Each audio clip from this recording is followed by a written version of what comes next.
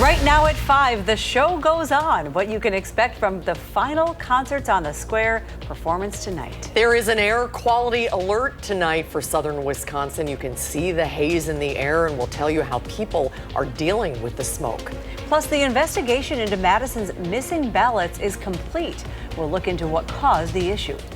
And we welcome you now to News 3 Now at 5. I'm Sarah Carlson. Thank you for filling in today. Eric is off. I'm Susan Simon, and it is the final performance of this season of Concerts on the Square. It is so hard to believe. And today's air quality alert is not stopping people from showing up. For more on tonight's show, let's head out live outside the Capitol to Brady Mallory and our chief meteorologist, Alex Harrington, the lucky guys.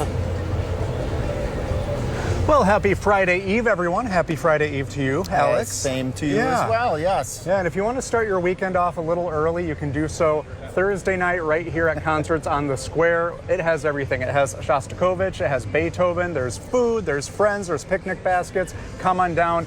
The one thing that nobody has or nobody needs, umbrellas. That's right. Like yesterday. I put the order in to keep the rain away from today. Yeah. Unfortunately, I wasn't as successful with the air quality, but the air quality, while it isn't that unhealthy range right now, at least we're not looking at air quality conditions like we had 2 years ago where it was hazardous. So setting aside the air quality, and again, I don't want to dismiss it, we have a beautiful temperature out here. We've got a bit of a breeze coming in out of the northeast. Overnight temperatures tonight as we go into the concert are going to be right around 70 degrees, low humidity. That part can't be beat. And the thing is, the musicians are the stars here, but Alex has been a bit of a celebrity. People keep coming up to him and thanking him personally for this beautiful day. So yeah. I tried. I tried. Yeah. There's a line over there just waiting to give you well wishes. No, stay with us. We have more fun coming up here on News 3 Now at 5 from here, Concerts on the Square in downtown Madison. Sounds fun. Glad everything's okay. Yeah, those two did the first concert. Now they're doing the last one of this season. Perfect. And as we've been telling you, and you just heard them say, the air quality has been labeled unhealthy for everyone with that wildfire smoke overtaking the skies over Wisconsin. Armand Rahman went out to the golf course today to see how they're swinging through the haze. Even out of the water and not competing, it still may feel like swimming through some unhealthy air at Madison's All-City Swim Meet. 13 from High Point. It's like a community, so if we, one of my friends, she made finals, and so we were all really happy. But they weren't the only ones out getting active. Over at Odana Hills Golf Course, some golfers say they were cutting through the thick air when hitting their drives. I guess I can feel a little bit in my lungs and a little bit runny nose. The ball doesn't affect the ball, but it's hard to actually pick up the ball at the end of a drive when normally you can see it pretty clearly. Allergists tell me if you're older, you should take some frequent breaks, and those with asthma or other chronic lung conditions should have their rescue inhalers or other medications with them on days like this. So what are some of the signs that you should get out of the bad air and into some good air inside? I'll have more on that later tonight. For now, reporting in Madison, Armand Rahman, News 3 Now. Armand, thank you. We have now surpassed 2023 in the amount of poor air quality days. A judge is approving a plan to send the woman convicted in the Slender Man stabbing to a Sun Prairie facility. Morgan Geyser appeared in court virtually today. Upon her release from a mental institution, Geyser will be placed in a Sun Prairie group home and will have to wear a GPS monitor. I don't think there's anything inappropriate about this particular placement, and I will produce I will approve the conditional release plan as recently submitted.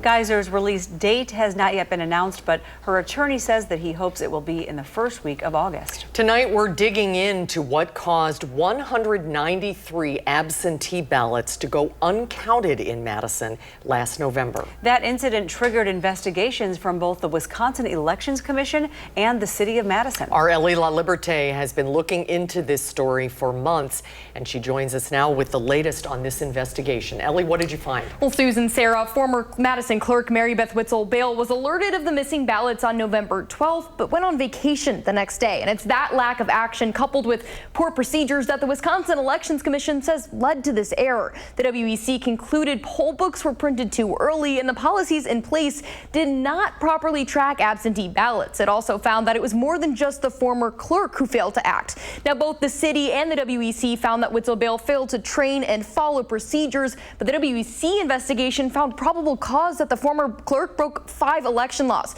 It's not, however, recommending any legal action against her. We want our clerks to come forward when they make mistakes.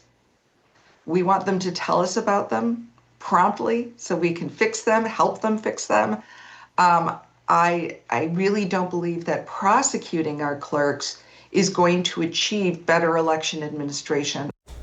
Now, because of these uncounted ballots, former clerk Witzel-Bale was placed on leave in April and ultimately resigned from her role in March. And tonight on News 3 Now at 10, you'll hear directly from one voter whose ballot wasn't counted and how he thinks about the voting process now. We'll see you tonight at 10, Ellie. Thank you. SSM Health is teaming up with the Madison Police Department to build better relationships with the community. Next Tuesday, Madison Police will hold their National Night Out event. The annual community building campaign serves to foster relationships between community partners, neighborhoods, and law enforcement. I think community ties into health, and a healthy community is healthy people. And with healthy people, it brings a better community, and it just all ties in and feeds off each other. National Night Out events will be held from 4 to 7 next Tuesday at both Penn Park and Warner Park and SSM Health's South Campus on Fish Hatchery Road. Well, the Packers have been going strong in their training camp for a week now, believe it or not, and one tight end is using some experimental techniques for success. Our senior Packer writer Jason Wilde is at Lambeau Field with more on how Luke Musgrave is staying healthy. How you doing, everybody? It's Jason Wilde at Lambeau Field. Luke Musgrave, the Packers tight end, has had 2 injury-plagued seasons, but he's off to a strong start in training camp. He's healthy, and he may have had his best day of camp so far today. A couple of huge catches, and I think he may have given us the secret to his success. Pilates. His wife is a Pilates instructor at the Packers Athletic Club, which is the new fitness center that the team has opened at its Titletown district. And apparently, he is the guinea pig for his wife on some experimental techniques in Pilates. Now, he admitted he is not very good at it, but it does appear that, knock on wood, he's still staying healthy, and he's been through some tough times with a variety of injuries, including a lacerated kidney his rookie year. So could this be the secret for getting Luke Musgrave back on the field and staying on the field? We'll have to wait and see. But as of now, he's having a strong camp, and we've got all the coverage of camp as well as everything else that's going on with the Packers on channel3000.com for free. Make sure you visit the website, and make sure while you're there, you sign up for the free newsletter that allows you to get all your Packers coverage delivered right to your inbox. All right, Jason, thank you. There's also a special event at Lambeau Field this weekend. Saturday night is the 24th Packers Family Night. The doors open at 5:30 and the team takes the field at 7. Now, the Dane County Regional Airport is announcing the return of nonstop flights to select UW football games. The flights provided by Delta, American, and United Airlines offer UW fans the opportunity to travel to the University of Alabama and the University of Oregon. And Wisconsin fans in Seattle and Ohio can also take advantage of flights flying straight to Madison for games against the Buckeyes and the Huskies. For a full list of all of this, the game days and flight times, you can head to channel3000.com. So exciting. The season is almost here, less than a month. Still to come tonight at 5, a major tariff deadline is approaching for many of the U.S. trading partners. And the Wisconsin State Fair kicks off today. We are live in West Allis with the different ways people are enjoying one fair staple. And on Wall Street today, it's been a bad day across the board for the markets. The Dow falling 330, the Nasdaq down by 7, and the S&P dropping 23. We'll be right back.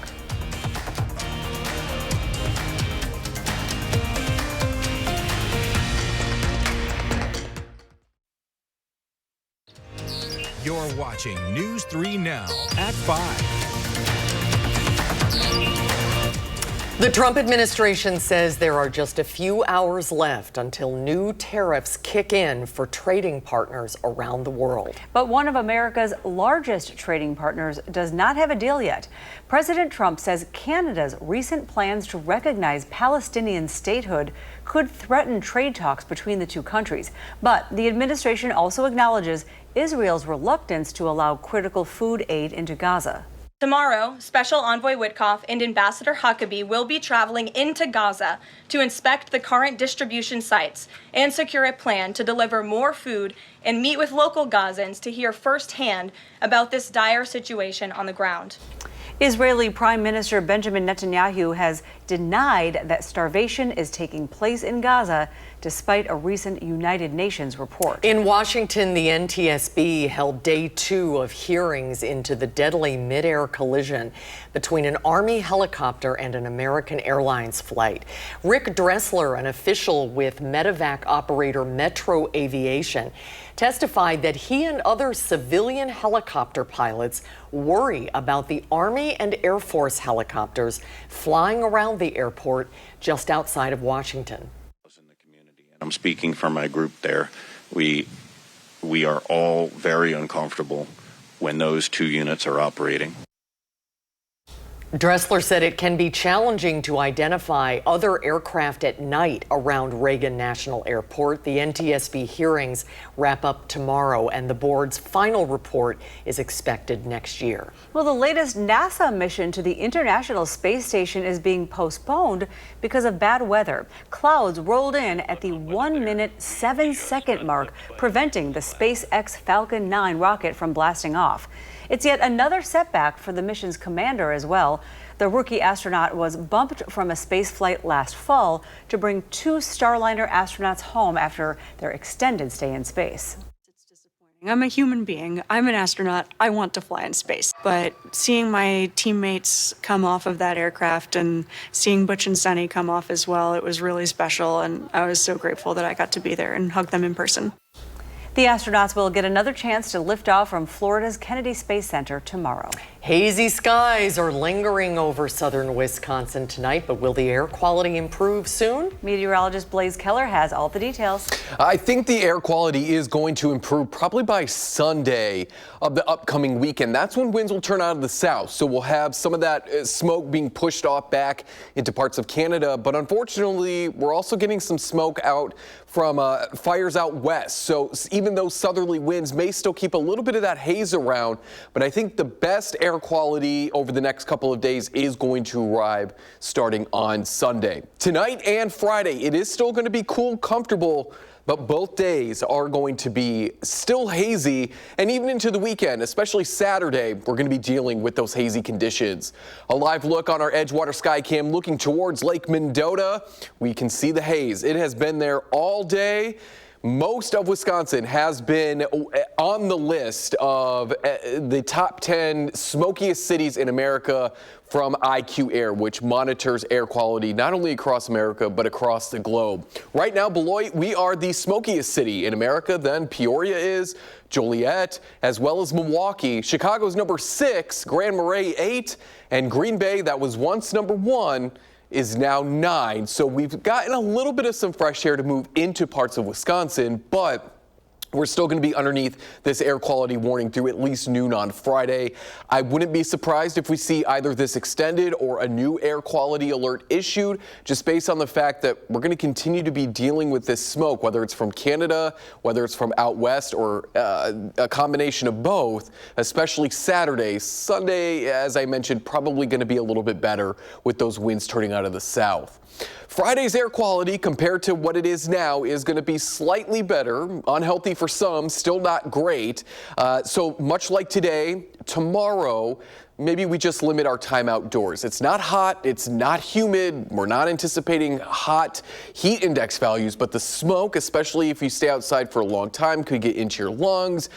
People with heart problems could be affected by that smoke. So if you can, maybe we just limit our time and our pets' time outdoors, because as I mentioned, smoke from Canada is still going to be overhead, and wildfire smoke from out west, that's going to be moved eastward as winds eventually turn from the northeast to the south. So this plume of smoke is going to be sticking around not only across parts of the northern and central plains, but the Great Lakes and the Midwest as we go into Saturday. This is at 5 o'clock Saturday morning, and we're still dealing with quite a lot of smoke across a majority of the region.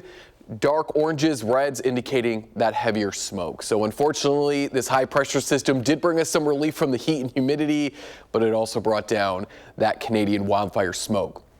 Now, as it pushes off towards the Carolinas, those southerly winds are going to bring back that humidity, so we'll say goodbye to the smoke, and then we'll welcome back that humidity. The good news is our dew points are not expected to climb to where they once were in that miserable category in those mid 70s, even upper 70s to low 80s, coupled with more seasonable temperatures. It's not going to feel as bad outside, but those southerly winds, once they bring back that humidity, it's also going to bring back our rain chances as well. 50s tonight. I would tell you guys to open up the windows and give the AC a break, but I can't in good conscience tell you to do that with the smoke around. I don't want anybody to breathe in that smoke as we're sleeping overnight. Keep the windows closed tomorrow. Maybe we just have the fan on. Low 80s through Tuesday of next week, and then slightly warmer with rain chances beginning Thursday through that following weekend. Yep, I did it. I opened all the windows and now I regret it. That's not too late. Yeah. All right, well, today is day one, I should say. It's one day of the Wisconsin State Fair. It's 10 days. The next 10 days of rides, music, the food on a stick, which is always a big hit, and of course the animal competitions. Kids work all year to take their prized animals to the State Fair. Our Tanasia Shaw is live at State Fair Park in West Allis on day one. Hi, Tanasia. Hi, Susan and Sarah. As you said, I'm here at the Wisconsin State Fair Park in West Allis here at State Fair. It's so much fun going on. It's open now, doors open, gates open, I should say, opened at 10, and they close at midnight tonight. Listen, there's so much going on. You can see all these people behind me, music, food, fun, so much. But you know, Wisconsin loves dairy. We love dairy, and West Allis is home to the cream puffs. So we're going to put some video of your screen of the cream puffs. And listen, the building where the cream puffs are made this year, it went under some renovations. And to celebrate, there's a lot of new flavors. So we have chocolate, strawberry, and of course we'd always need the OG. So the original cream puff is also here to stay as well. So many renovations in the building. We talked to so many people earlier today that are enjoying the opening day of State Fair and the cream puffs, but I asked them an important question. How do you eat a cream puff? I tend to just start eating it and then just kind of scoop it up like this and get a little extra cream on there. And I try to take the biggest bite I ever can, but obviously this is my best friend, so I'm not going to take the biggest bite. I'm going to take a little tiny bite, so I just sort of scrape it like a taco chip and dip. Only it's got whipped cream, so it tastes good. And there you go.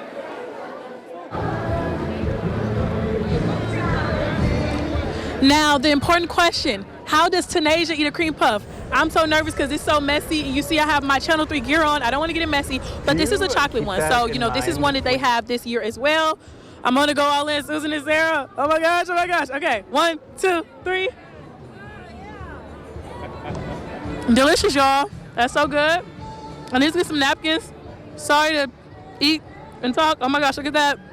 Susan and Sarah, I'm sending it back to you. You can get these at State Fair Park. I'm going to talk more about these tonight at 6. And she gets to finish that cream puff. Well done, Tanasia. Awesome job. I like the chip and dip strategy with the cream puffs. That's a good way to do it. All right. Have fun out there. Exactly. It's also the final night of concerts on the square for the season. We'll hear what concert goers can expect to close out the show.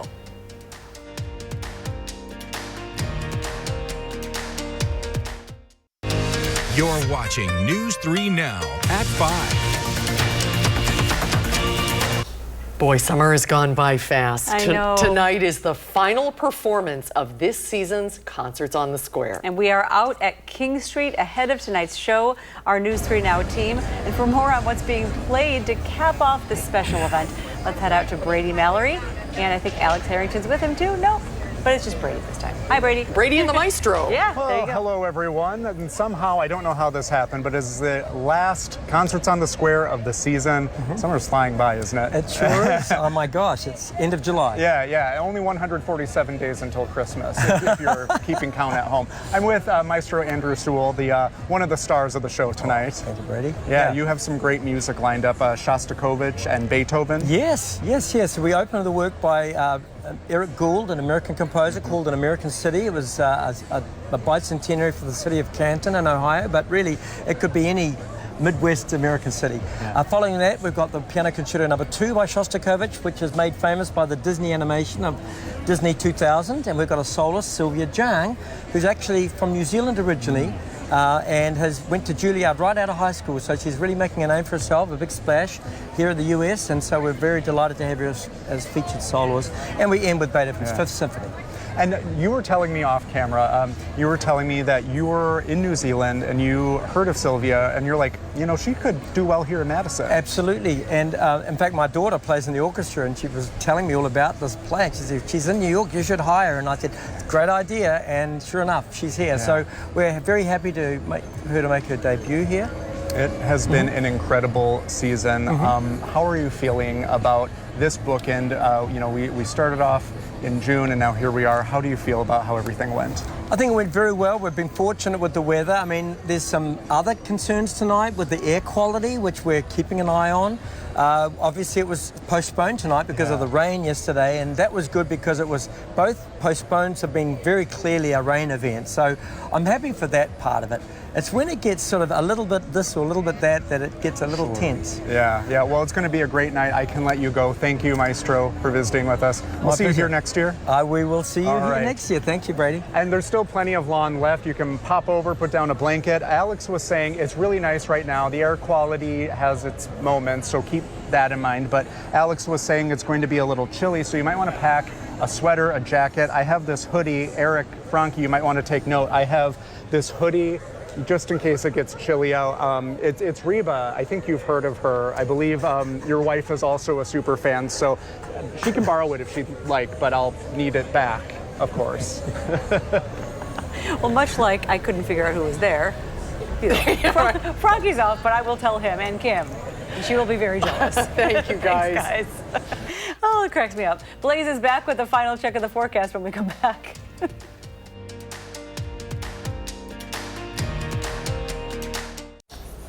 Boy, the temperatures feel so great, but that haze out there you can really see it. Yeah, driving into work today, I was like, maybe it's fog, but not this late in the morning. No, it's tough out there. Don't skip out concerts on the square, but maybe we take a mask, maybe we take something just to keep or filter out some of that smoke, because it is a wonderful evening out. Yeah. Other than great. Yes, other than the smoke, and it's the last concerts on the square, so let's end the concert season with a bang. It's a great evening to be out there. 50s tonight. Again, I tell you to open up the windows, but I want y'all to stay safe with the smoke in the air. It sticks around for Friday, likely into Saturday as well. Southerly winds Sunday. Bump up our temperatures and hopefully move out some of the smoke throughout next week. All right, Blaze, thank you. Thanks for watching The 5 tonight, everybody. We'll hope to see you back here tonight at 6. The CBS Evening News is coming up next. We'll be back in 30 minutes.